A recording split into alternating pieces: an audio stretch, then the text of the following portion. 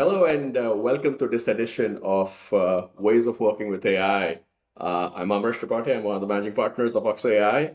And with me, I have a very dear friend and one of the leading thinkers and CMOs in the space, Stacy Simpson. Stacy, welcome and welcome to this edition. Thank you, Amaresh. Thanks so much for having me. Wonderful. And Stacy, I mean, obviously, you are the chief marketing officer of Athenahealth, and you've done amazing things around it. Why don't you give a little bit of a brief intro about you, but also about Athenahealth? Wonderful. Great. Thanks, Amaresh. Happy to do that. So, as you said, I'm the Chief Marketing Officer of Athenahealth. We are a health technology company. So we run all of the things that are essential to running independent practices, so non-hospital environments. So think EHRs, employee health records, practice management solutions, revenue cycle, patient engagement. And as patients, you can all relate. It's all the things that you do to interact with your practices, your primary care doctor, your orthopedist, whomever it is you might need to go see. And interestingly, I've been in technology for my entire career. So in communications and marketing and brand strategy. This is actually my first time in vertical tech. Ah, So in one vertical space versus being very cross industry in technology. So being in health tech is quite different than being sort of a generalist across every yes. industry and every vertical. So this has been a very fascinating 3 years for me as a CMO. Wonderful. So Stacy, let's go there. It sounds like marketing is the ground zero of everything in AI right now, right? That's for sure. And you have now you're in health tech, but you have done kind of technology all your career. Yeah. So maybe two-part question. Let's start with what does it mean to be a CMO with all the stuff in AI right now going on in the AI age? What does it mean to be a CMO? And maybe you could follow up with what does it mean to be a CMO for a health tech company? Because there's slightly nuanced view of those two things. Yeah. So I think it's well, I think it's always an interesting time to be a CMO. I think it is an incredibly interesting time to be a CMO right now. I think that in many ways, from a marketing perspective, there has been the promise of AI for a very long time. And by the way, AI, I mean, Amresh, you and I have worked together for many years. We've spent a lot of time implementing AI with across different kinds of customer bases. So AI has been for many years now for the CMO sort of a point-based solution tool, right? Whether it's the right kind of automation, whether it's the right kind of sort of predictive analytics and things like that. I think that's been true for some time, and our job as a CMO has been to say like which of these point solution tools are Mhm. most useful and effective for the use cases that each of us need individually against Right. our organizations. I think what is fundamentally different now is it is no longer a point solution based technology. It is now a technology that is truly ready to fundamentally reinvent Mm. virtually every aspect of how marketers market. And so I think the role of the CMO, like if I think about it before, it used to be like, oh, have a landscape of all the different tools and understand how some of these tools can be used in individual use cases and not get sold, Yes. a bag of goods on something. Now it's how are you the leader and the face of this for your teams to allow each and every person in our teams, in our functions, to be their own experimental champion for Interesting. any use case that's in front of them. So, how do you think first? Is Wow. there a way that the tools available to me now can help me fundamentally make easier, reinvent, streamline the work that I do? So, we're in empower of that now. Okay. And how is that difference in like health tech versus like a much more horizontal way? Like what would that? Yeah. So, I think in health tech in particular, but I would say for any CMO, is understanding the dynamics in your individual industry and how that's manifesting into audience behaviors. So Mm. as a for example, again, Amar, something that you know very well when you look across industries, healthcare tends to be a very late Hmm. adopter Hmm. of technology Correct. or of different kinds of technology trends. So knowing that in health tech, is helpful for us to understand what tools might we use that are exactly where our audience is today versus Mm, what tools might be just a little too far ahead.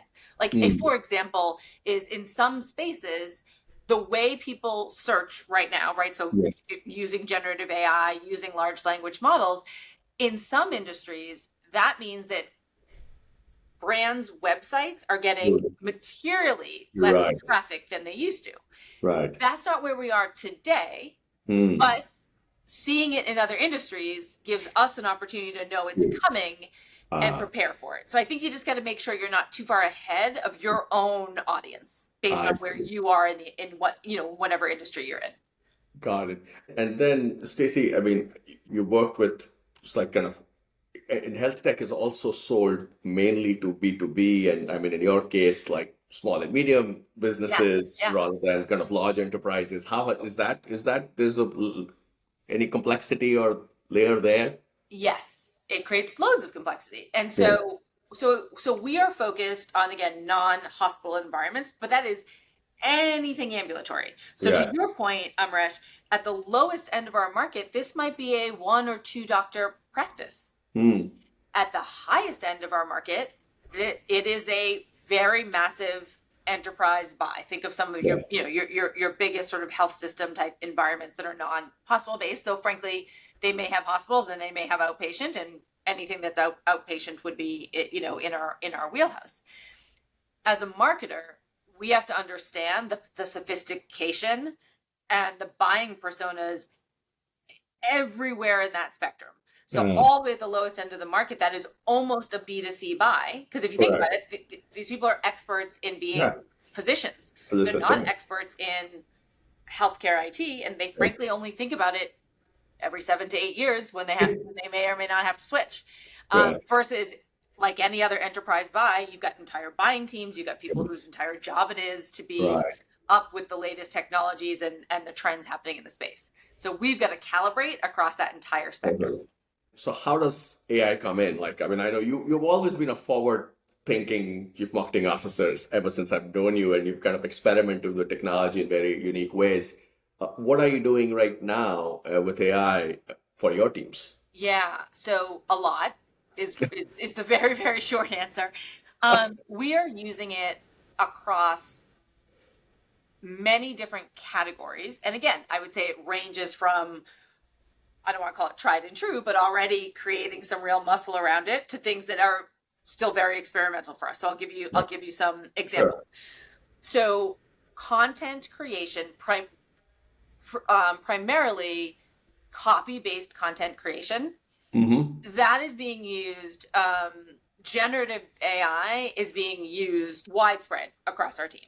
Think about that as, the dreaded blank piece of paper. So getting Yes. rid of the dreaded blank piece of paper, right, for first drafts of things. It's awesome at asset creation. So let's just say we have a piece of thought leadership. You load in that piece of thought leadership and you can create, 25 different derivative assets off the back of it.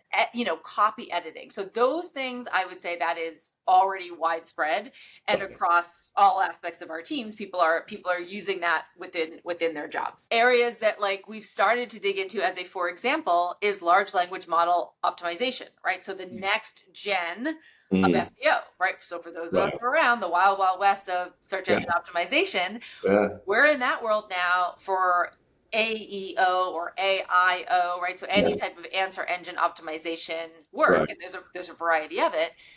So we're actually now doing work where for the first time we are looking at how different LLMs think of our brand, Mm. if you will, how often, how likely they are to recommend. If you do a search for electronic health records for small group practices, are we going to come up as recommended or not? Well, we Right. can now tell you that. We can now look Mm. at areas that are more or less influential in Mm. influencing how the LLMs think. So that's an area that's rapidly evolving. Our team is squarely in the middle of it. We don't know where it's going to go, but we know we're going to be in the middle of it. Yes. As we go, right? Another area, obviously, that we work with OXO on is taking the data that we have and making it predictive. So we're doing predictive lead scoring, we're doing personalization work. So there's a lot of important work there that makes the stuff we're already doing more effective.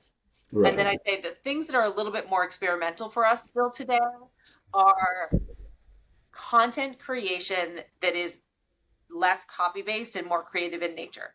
So Right. we're still working on things Mm. that are design oriented, that are imagery, that's, video, audio. It's not, there's still a lot of tools in that space, and you have to work through like what are the best ones and are they fit for purpose yet. So we're working through it, but I Right. can't say that that's in widespread production today. What about kind of has how you tell, how you engage your uh, physicians, how you engage, I mean, you probably don't, so even patients, like through physicians, has that changed at all with kind of AI? I mean, I know you're generating content, but is the Yeah. engagement model and structure changed? Yeah, I'd say on the marketing side of the house, not the other Yeah. products Yeah. side, but on the marketing side of the house, it is allowing us to be more personalized in the nature of the content. So the more that we can identify, the right behaviors, interests, etc., we can Right. make content that is definitely more personalized, more targeted. The more insights we have on, say, these people like to open their email at before 9 a.m. before their first meal. Right. Okay, great. Then maybe that's the time that we should be sending it if that's when they're Right. most likely to be responsive to email. So those areas for us has definitely changed. It's fine tuned the Mm. way we go to market, both frankly for our prospects and Right. for our customers. Just making Right. sure that we are understanding their preferences better, and then can act on serving them the right kind of content Right. that's most effective at the right time for them. Right. You spoke about like AI optimized for LLMs, kind of. I mean, the website is probably the your primary kind of asset that you would probably want to optimize that or other content. But what about kind of this notion of first party data? Because now chatbot is not a reactive. You can essentially create proactive chatbots, right? Yeah. And have a very different kind of an engagement and increase the kind of quality of your marketing qualified leads or sales qualified leads in a very different manner that you can Yes. bridge that gap. I mean, how is that going to evolve? I mean, in some ways, you can kind of pull the engagement upfront into marketing. Is essentially what I see the world is going. Like, how have you been thinking about that? Yeah, it's an area that again I think is we still don't even know what we don't know, but what we can Mm. see is really exciting, right? So again, to your point, for the people that we can already identify, we have Yeah. great opportunities now to be much more curated and personalized. So again, second you can identify them, how do you serve them information, whether it's on their website, in email, etc., that is actually more relevant to them. So that I don't want to call that the low hanging fruit, but that's the part Mm. that I think we can all start to we can now do that at scale in a Right. much better way. Things that get super exciting is like, how do you start to think about agents that actually help soon as somebody is on your site or in a Yeah. sales engagement? Yes. How do you actually think about agents that help them navigate your site? Like, Right. forget the journeys, the customer journeys that we've always built. Right. They can build their own journey. They can do that. Yeah. And The how do we dynamically setting it up. yeah, and so like that is very cool. We're looking at a number of tools and areas of opportunity in that space. I don't know exactly where that will land, but it's cool that we can even start thinking about it that Yeah. way. And Stacey, I know you've also invested in, and this is going towards like kind of advice for kind of your peers. You've invested a lot on the core data foundation around the Yes. marketing data. Is that the kind of the is I mean, I think that's probably one of the you see this is the one of the no regret investments. What are the like? Is that one of them? I just want to validate. And then what are the other no regret investments? Because the space is going to evolve so much. There'll be false starts. Some tools will work, some won't work. I mean, that's just kind of part of the course here. Part of the course here. I think it's that's hugely important. Like if you don't have you that foundation of clean data, of visibility, across your prospect journey, of visibility across your customer journey, having the right tools in place to be able to actually look at and measure the performance of different things, whether it's assets, campaigns, etc. That is your foundation, right? None Mm. of this gets any better for you if you don't have some of that baseline, visibility. Now, you may have some tools that if you haven't already implemented a customer data platform, which we have, are Right. there tools now that might actually say maybe you don't need a customer data platform? So I think there are some things that the way the technology is advancing, you might be able to skip some Okay. elements of the MarTech stack that used to be viewed as critical, Right. but none of it replaces that core foundation of clean, connected data, because otherwise it's, junk in is junk out type thing. Okay. And so without that, I think you so if Uh, you haven't done that, go really, really, really fast. exactly. Like as fast as you can. So Let's go to the talent side of things, right? I mean, the wider narrative. I mean, let's start with like Athenahealth itself. I mean, you are giving a lot of tool, and it's democratized. You talked about that. AI is doing that. How have you rolled out the tools? How have you thought about the change management around it? Has it made people scared? It's like, oh, now, like I don't need to start with a blank sheet of paper. That's a good thing, but I also don't start with a blank sheet of paper. It's like do they need me in future? How you manage that? Because that's like a very oft yeah. repeated challenge out there. Yeah, I mean, I do think it's the question, right? Yeah. For me, my view is, first of all, in this world, we're all either the disruptor or the disrupted, right? Mhm. Like we don't live in a world right now in any form. I don't care what industry you're in. Remember, there used to be a time when you were in the tech space. We're all in the tech space. Like there's nothing that's not in the tech space, right? Um, and so I do think looking at AI and the promise of AI from a position of opportunity Mm. versus a position of fear is Mm. key, because this is changing, and Right. as individuals, how much you lean in is actually going to be determined if you're one of the people creating the future, or if you're one Yeah. of the people just being a recipient of a future that somebody else built. So for me, I think like lean in is the only way to go. If you are Mm. a master of these tools, you have a lot more options than Right. if you are not. And so Mm. that is how we position it within our organization. The other thing I will say, I don't care what marketing organization you're in the world, you are always doing more than your resources allow you to do. Like we're Right. all resource constrained. Doesn't matter if your budget is huge or small. I Yeah. promise you, you will take your budget and your ambition will grow outside and beyond your budget, right? And any type of resources, whether that's financial Yes. resources, time resources. Yes. So one of the ways that we look at it within marketing right now is like, this is a massive opportunity to claim your time around the things that only you can do. Uh, So think about how much time a first draft of anything takes. correct. All right, reclaim that time. Now you're Yeah. starting at a second draft. Maybe, by the way, if the quality is good enough, if you know how to prompt well enough, you Yeah. might be starting at a third draft Mm. quality Mm. of something. So to me, it's like where I look at it with myself as an individual and our teams is like this is putting you in a position of power to reclaim how you use your time on the most productive things. Very interesting. No, that's a very forward-looking point of view. Is that, but how are you helping your existing team members get on the journey? I mean, is there any Yeah. training? Is there any learning? How have you thought about that? Yeah, it's a great question. So we do a lot of training across the company, marketing included in that, of course. So we are regularly, our IT team actually has very, very regular trainings that are drop-ins that anyone can learn the latest. So we have our own, as many people do, enterprise, version of an LLM, because obviously governance is also critical, right? Mhm. So making sure that as a company you're ahead of this so that people know that you don't put internal proprietary company information into a Right, public model and things like right, that.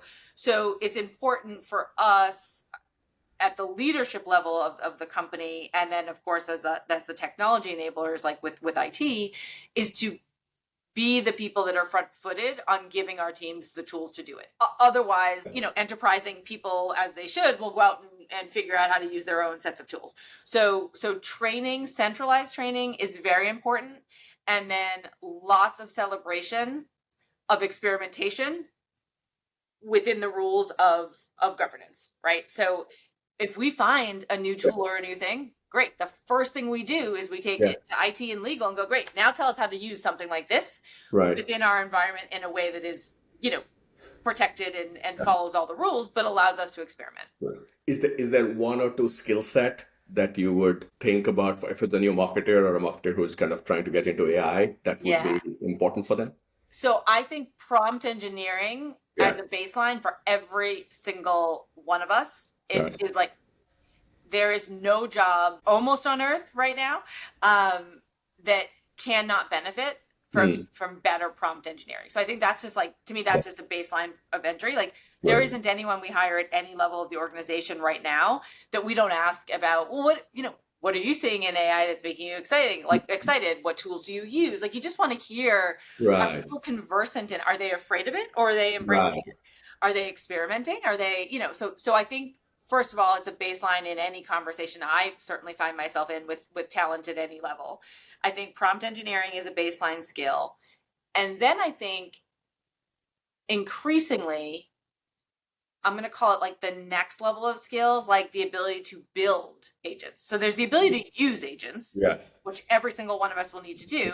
Then there's the ability to like build the Yeah. agents, build the templates, build the proper sort of prompting structure that other people can use. Yes. That is going to become more and more of an embedded skill set. Like I believe that many of the things that we actually use external, like third-party tools for today, not the deep sort of predictive AI work that you and your team does, but like the things that are like overlay tools, Yes. those will eventually go away when people know how to build the agent that actually does that overlay work. So interesting. So you see more people kind of using the tools like with embedded skills and kind of more kind of internal build versus what earlier used to be buy. 100%. So like, I'll give you a for example, super experimental, but here's a for example. There's a bunch of, vendors right now that are working on synthetic data, right? Yes. So how do you create synthetic data that is as good as, perhaps better than the data that we go out into the market and gather? And how do you do that in such a way that it allows you to think about like brand health tracking, think about pricing and packaging, testing, et cetera, et cetera. How do you use synthetic data to actually be able to do some of that stuff in real time with a person that is never tired because they're a synthetic person that exists 24/7 to give you their opinion, right? Yeah. That's an example where there are a bunch of vendors that do that. We were having an internal conversation, and I was talking about those types of vendors and that types of things. We then had somebody that went and built an agent for it over the weekend. Like not this weekend, it was a number of weekends ago. Yeah. So we were like, oh my gosh. So we went and we took it to legal and we said, hey, how do we put this in some type of protected environment so that we can test it? That's an example where, again, whether or not we're totally experimenting it, I don't know what we're going to do with it. But the point is, if we use it, we do not have to use a vendor to do that now. That's exactly interesting. Because somebody knew how to build the agent themselves over a weekend. Interesting. That's going to start happening more and more. Very interesting. And it also seems, I mean, I'm like reading between the lines here a little bit. It also is like, how do you create an environment not of fear but of experimentation, celebrating all the things? There's a narrative in an environment that allows some of these things to happen versus someone kind of doing it on the side and not even sharing it with the employers that they're doing it. Yep. No, that's right. I mean, this is an area where by creating an opportunity, like creating this forum for collective intelligence is hugely important. Like as soon as somebody discovers something, our job, no matter where we sit in the organization, should be, how do I bring that out into the light? Yes. See if it's got value. If it has value for me, it probably has value for other people. And how do we then quickly share that as much as possible within, go back to proper governance, proper standards, etc. Right? That to me is critical to the adoption sort of flywheel. You talked about hiring a little bit, which is like, now how are you interviewing differently? I mean, that you kind of shared. As you see 6, 12, 18 months out, will your hiring profile change? Like who do you hire? Will that change? This is the forward-looking question. Yeah, I mean, I think it will. The question is how. I think it'll evolve quickly. Again, I think baseline skills that we already talked about, I think those will be an expected Yes. just status, just minimum viable. Like everyone will have some of those baseline skills. But yeah, I mean, we might get to a point where the specialized skills that we used to need to hire for, like think about certain kinds of data scientists, etc. Hmm.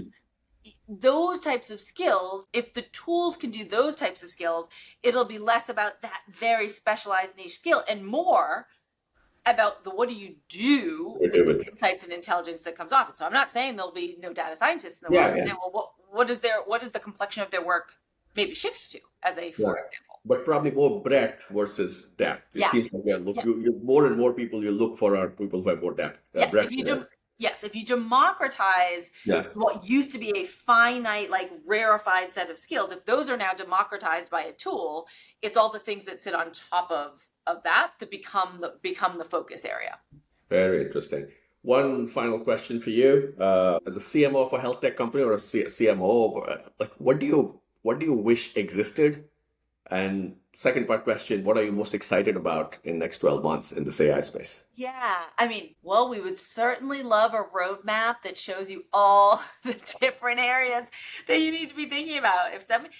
If you want to build that playbook, Amaresh, we will be very excited to see it. So I do think like it's all changing so fast Yeah. that the ways to make this as digestible and consumable as possible, Mm, I think that is probably a near impossible ask, but it mm. is something that I think as a CMO, I think probably many of us would be very, very happy if somebody stumbled upon the magic playbook for this stuff.